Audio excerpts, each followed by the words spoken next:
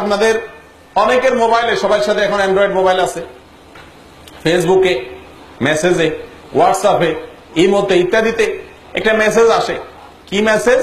অনেক মেসেজ আসে। এর ভিতরে একটা আমার নজরে পড়ছে যে ভাই এই মেসেজটা যে মদিনা থেকে নবী করিম সাল্লাল্লাহু আলাইহি ওয়াসাল্লামকে স্বপ্নে দেখছে, উনি বলছেন এটা এটা করতে, এটা এটা করতে, হান হান টান টান করতে স্বপ্নে দেখছে, এই কথাটা যদি আপনি 10 জন মানুষের কাছে আজকে প্রচার করেন তাহলে এই কয়দিনের ভিতরে আপনি একটা সুসংবাদ পাইয়া যাবেন।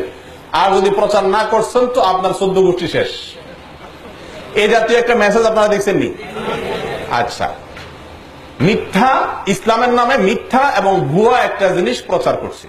আমি অনেক ভালো ভালো মানুষ জানতাম, ভালো ধারণা ছিল, অনলাইনে পরিচয়, এরকম মানুষকেও দেখি এই মেসেজ পাঠায়।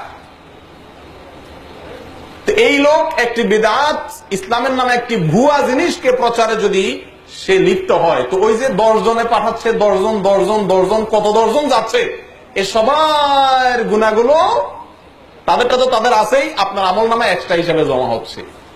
আল্লাহ তাআলা আমাদেরকে হেফাজত করে।